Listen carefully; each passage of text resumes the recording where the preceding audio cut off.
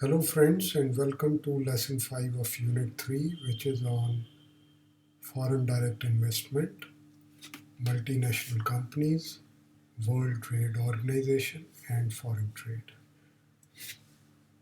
So, under this, we are going to discuss the FDI policy, whether multinational companies are needed, World Trade Organization and its role. We'll talk about foreign trade and the trade blocs. And one more thing we'll talk about is SCZ, EPZ, and EOU. So let's start. When we talk about foreign direct investment, now there are two types. One is where you invest, like a company in one country invest in some other country. One is you are investing to take control, and the other is you are investing in the bonds and stocks as to make your portfolio more diverse. In India, FDI is regulated by FEMA, Foreign Exchange Management Act, and is governed by Reserve Bank of India.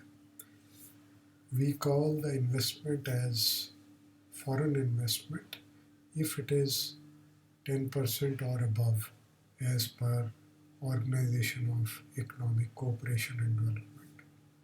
So when we talk about foreign investment, one is FDI, which we are talking, foreign direct investment, and the other is FPI, which is foreign portfolio investment.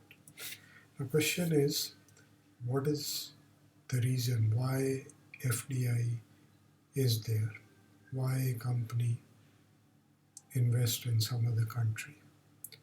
One is to gain proximity either to raw material or to the customer base or anything which the company feel is available in that country, or maybe the resources, some other resources. Also to evade tariffs. For example, that is a tax-free country and tariffs are low or there are no tariffs, or they invite people to invest in their country without any tariffs. So that would be a good investment for a company to make. Also, with the double taxation treaty, they can reduce their tax burden.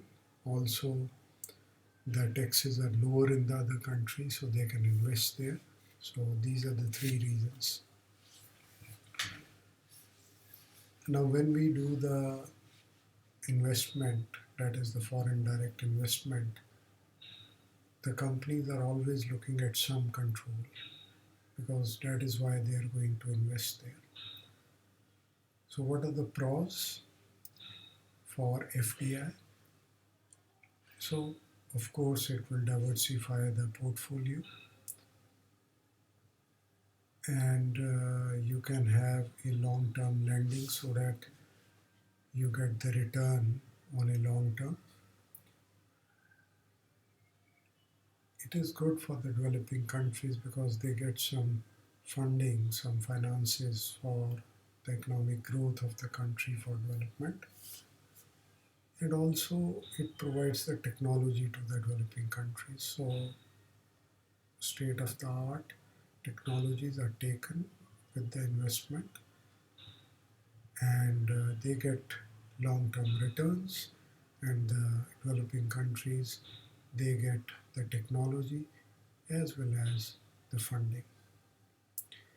What are the cons? If these are the core sectors, like if in India we talk about defense, or we talk of railways or power generation, these are the core sectors. It's not very suitable for these industries because then you have to give the control to the foreign investor.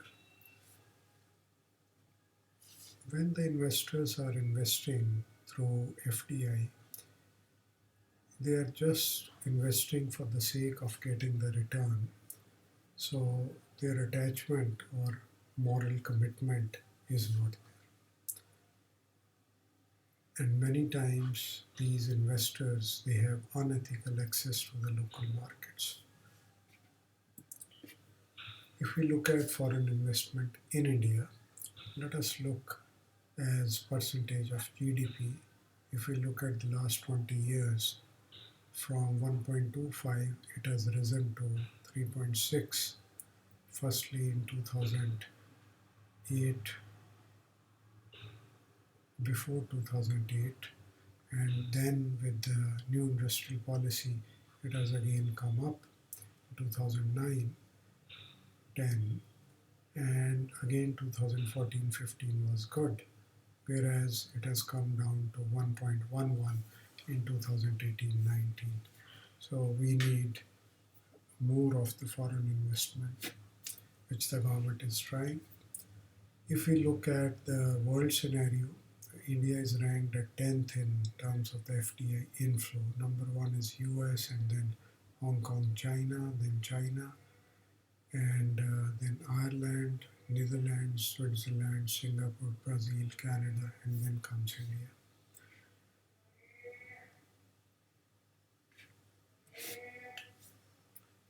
The recent FDI policy revision in 2020, that is this year, has liberalized a lot of things, especially in the key sector. In the civil aviation, because of Air India, they have increased the investment up to 49%, which is huge. 100% in the construction development through the automatic route, and then in single brand retail trading, it is again 100%. Similarly, they have allowed to invest in power exchanges, also in the primary market by the foreign investors. But when you look at the FDI year on year, as we saw earlier also, so although it is rising year on year in 1819, but when you look at the FDI which is coming in terms of $1 billion, so it is substantially increased from 2012-13 to 2018-19, from $22.4 billion to 44.4, but now it is on a decreasing trend. And mostly the services have saved India in the FDI. If we talk about Make in India, that is the focus now. At present, if you look at the, the total inflows, right? So if we look at the total inflows which have increased from 15-16 to 19-20, from $55.6 billion to 73.4. But here, if you look at the FDI, so most of it is the foreign direct investment, whereas the Make in India, that is how much we are generating or reinvesting our earnings, is in yellow. So that is not going up at this moment. So we are still dependent heavily on FDIs.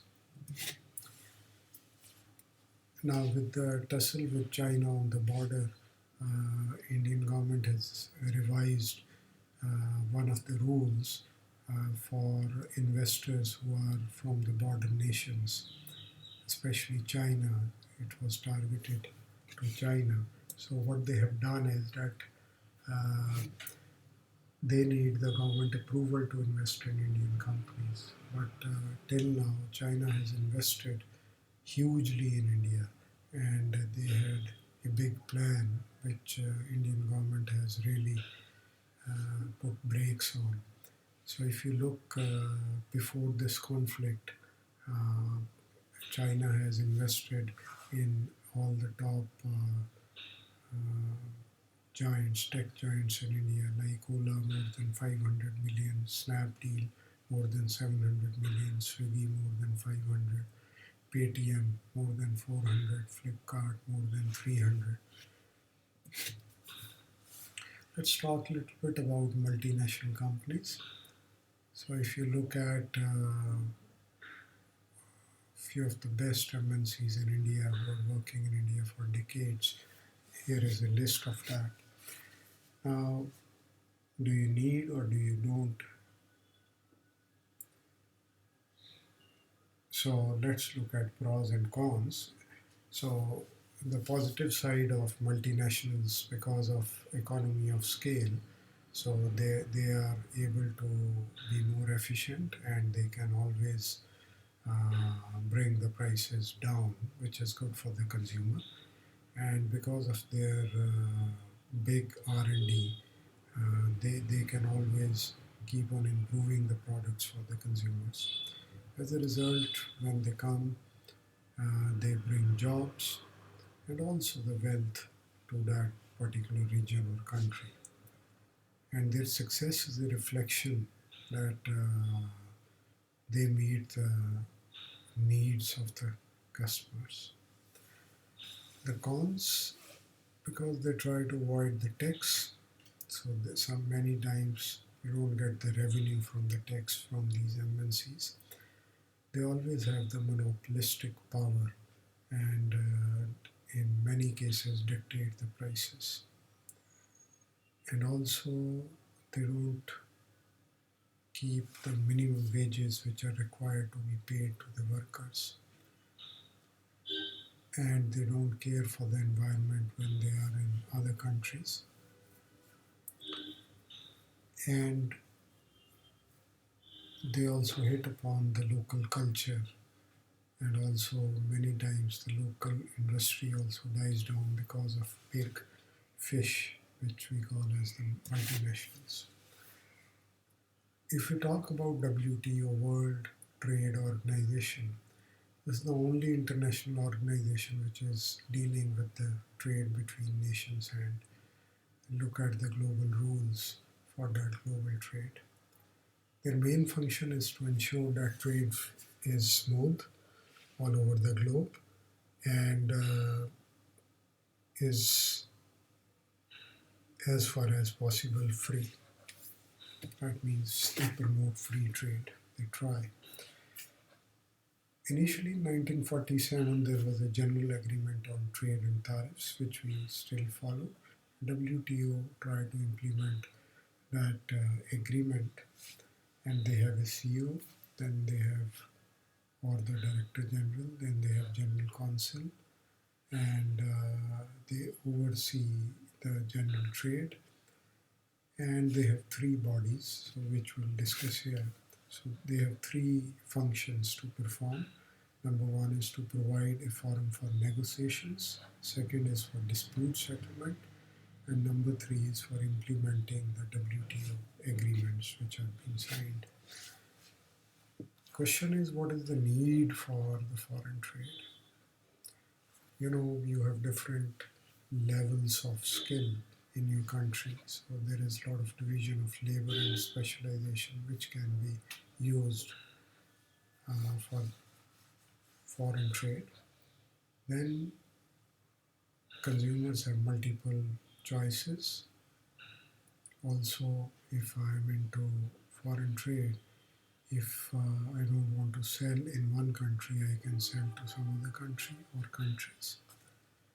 And I can allocate and utilize the resources accordingly.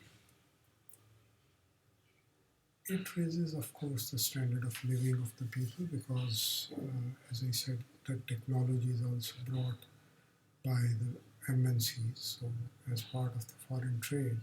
So the levels, because all the things, affluence goes from one side to the other through the trade. And equality of prices, then the price difference between countries will be less and less. And if you have to define foreign trade, I should have done that before.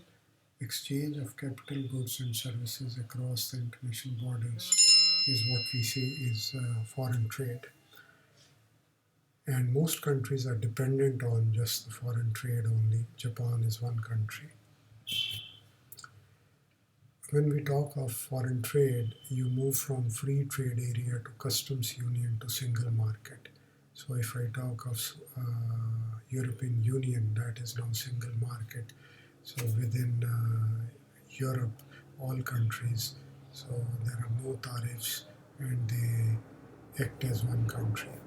Customs union, like after Brexit, UK has come out of European Union, so they will be following a customs union. But before that, everything is free trade area, and you can negotiate or you have bilateral treaties signed between two countries. When we talk of free trade, we should talk about trading blocks. What are trading blocks? For example, certain region, for example, if we talk of, say, North America, so they have their own trading bloc wherein the countries in North America, they have signed one agreement that they will import without any duties from these countries in that region. So this is how they make the trading blocks, and they try to encourage each other to import and discourage other countries to enter into their region for trade. But recently, India pulled out of RCEP, which is Regional Comprehensive Economic Partnership, consisting of 16 countries. And India had its own comprehension, but otherwise, if you look at RCP countries, it includes New Zealand, South Korea, Japan, China, Australia, Vietnam, Thailand, Singapore, Philippines, Malaysia, Indonesia, and so on. And they have around 29% of the world trade in these 16 countries, and 38% of the world economy rests in this bloc. So many countries, they give export subsidy. Now we need to understand how it is bad for other countries. For example, in country A, there are bananas, and the government is giving export subsidy to the guy who is having these banana farms, and then after availing the subsidy, this person is going to export that to country B. Because of the subsidy, the bananas are cheap in country B. So in country B, farmers are not getting any subsidy, so they cannot compete with the guy from country A. So in that way, the export subsidy here in this scenario is bad. Whereas in certain cases, they are good also. So recently, why I'm explaining the export subsidy, US is after India, and they have complained to WTO along with many other countries who backed US that India is giving a lot of subsidies, export subsidies, which is not fair, because when we want to enter India, we are unable to do that. And they are able to dump their products at cheap prices in the world. Now, it is as per OECD that if your per capita GNP, gross national product, is over 1000 per annum, then you cannot give export subsidies. So India has crossed that limit in 2010, 2015, so you get a leverage of 5 years. So now all these countries are after India that they should stop these export subsidies on different goods. Lastly, let us discuss about special economic zone, export processing zones, and export oriented units. Three things. So basically, this is just to boost your exports, to boost your foreign trade. So what the different governments in different countries do, they create special areas where businesses and trade laws are different from rest of the country, just to give the incentives to the industrial houses in this zone so that they can export more. The benefits could be in the form of corporate income tax for not a short period but for a long period, and also some duty-free clauses are there, tax-free, and all the processing of the regulatory authorities is through a single window, and they also liberalize the labor norms for these units in SEZs. And you can operate 365 days, 24/7, these operations, especially in call centers, knowledge centers, that is the norm. Subcontracting, you can do that also, so that is given to you. Similarly, Government of India has been instrumental in setting up export processing zones. So these are the areas again offering incentives to promote economic growth by foreign investment only for exports. Now the first one came in India in 1965 in Kandla as the first EPZ, and that was the first in Asia. Based on the success of that, there were 7 more EPZs which came out, like in Mumbai, Noida, Kochi, Visakhapatnam, and so on. And then these EPZs, because of the success, they were converted into SEZs, Special Economic Zones. So export-oriented units, these are the units you can set up anywhere in India, and areas, it's not in a particular specified area. So if you look at these units, they are set up only to export, and they have to export the entire production, whether of goods or services. If you see in this chart, so more than 400 are towards the south, that is Tamil Nadu, Karnataka, Maharashtra, because here you had these ports, seaports. So that is how it started with the Britishers coming in, and then the foreign trade happening through these ports, through the sea. So that is how the more export-oriented units are over there, but they are distributed otherwise throughout the country. That is all from my side. So let me summarize the things for you. We talked about foreign direct investment and the policy which has been revised in 2020. We talked about multinational companies. We also looked at the role of World Trade Organization, and then we looked at foreign trade and trade blocs. And finally, we looked at SEZ, DPZ, and EOU. Here is a small quiz for you, my friends. Question number 1 is FDI is regulated by whom in India? Question number 2, organization dealing with global rules of trade, name that organization. What is EPZ? I'm sure you might have written your answers, so you can check the answers here. FDI is regulated by Foreign Exchange Management Act in India by FAMA.